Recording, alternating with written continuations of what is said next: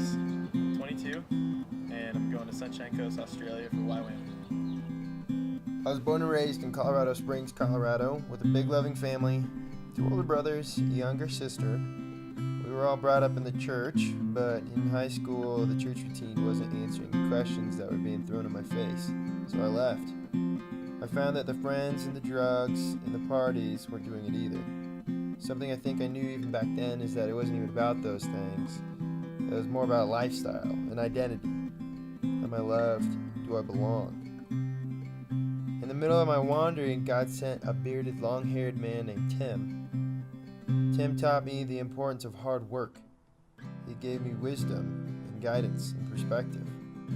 Through Tim, God showed me his long-suffering, his diligence, and how love can transform someone even if they think they're well off. Just be a friend that was there to just walk with me through like everything that was happening in that time, like all the questions that I had.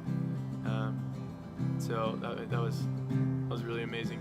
He came beside me, looked at my mess, my story, and said, "Follow me."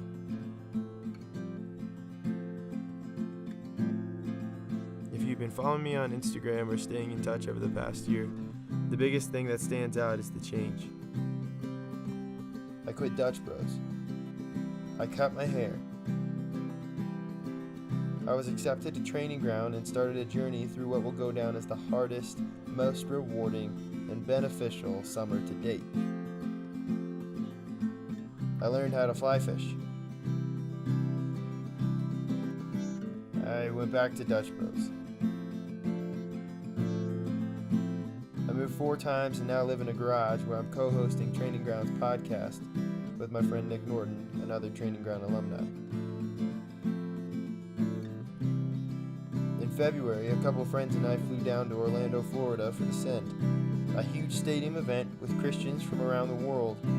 Influential speakers like Bill Johnson and Francis Chan and Todd White were all there, but like they're all of us were there for like one goal, and it was just to send out believers with just like a new fire to go like share the love of Jesus and like tell people about the love of Jesus.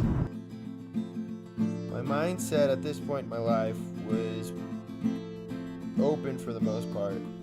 And what I mean by that is I kept myself available for fun, for adventure. And what I mean by that is that I really didn't do very much. I wanted to stay available so God could tell me what my calling was, what my effect on the world is, and how He wants to use me. We were at the Send and we were all standing. I was like pretty close to the front, and I was just exhausted. Like it was probably like 80 degrees all day, and I had only had maybe 3 water bottles full. But I don't know, in the Florida heat, you just get zapped. And so everybody's dancing. We have like Hillsong, Young and Free playing, and I was just saying, God, I'm not in this right now. Like I'm so tired, and I don't want to look like everybody else trying to worship you. And there is a knowing in my spirit, and I just felt like God was saying, worship me like how you worship me. And from that point, like I kind of started swaying, and then I started jumping, and then I found myself running to the very back of the stadium where not a lot of people were, and I was just thrashing around, jumping up and down. I was doing like this, you know, and it was like God was saying, I don't want you to serve me like everybody else. I want you to serve me how I like created you to do it, with just these natural like talents and these natural things that you have going for you. He's like, I want that.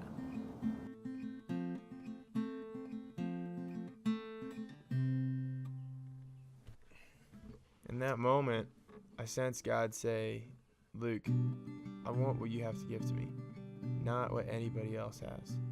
I want your gifts, your talents. I never felt so esteemed in my life. I felt useful and cool. There was not an ounce of doubt in me. I was unstoppable. I was fully alive. YWAM was one of the 8 or so organizations that helped get this event planned. So inevitably there were a lot of YWAMers.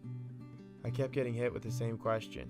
It was kind of a question I was almost like afraid to be asked, just because I didn't have maybe a good enough answer for it. And so, I mean, what the question was, are you going to do YWAM? Are you going to do a DTS? And, you know, my answer against it at the time was just like, oh, like, I'm blah, blah, blah, in debt, or I'm on staff with Training Ground, and we got our own thing going on. We're doing the podcast and whatnot. And but over the course of the day, I kept getting asked that question, and my hard no turned into a maybe. And then eventually my maybe turned into a yes.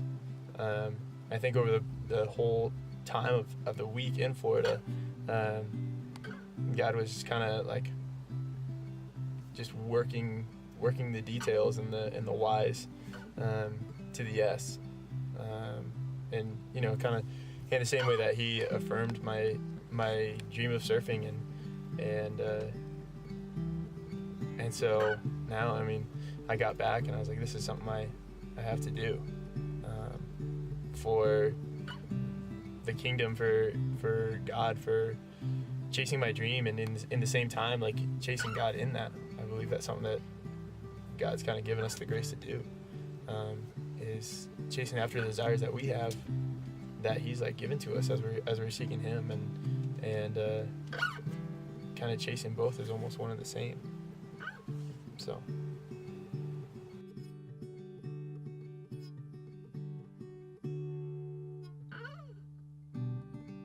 So what is this whole thing about then? It's about Him, the one who chased me down in my darkest, most awkward, I mean, I'm going to be doing both, surfing and serving. Undesirable state.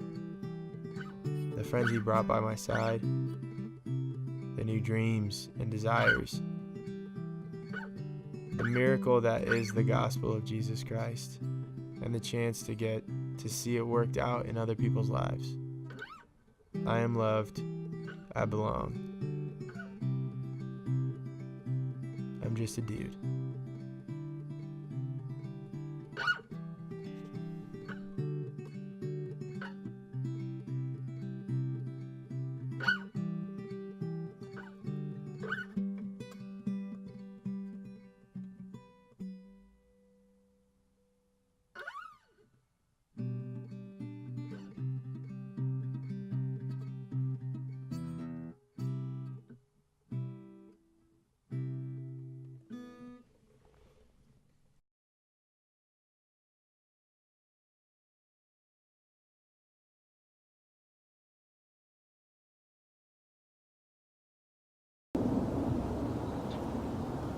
Chickens.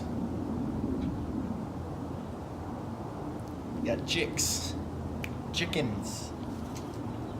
Chickadees. So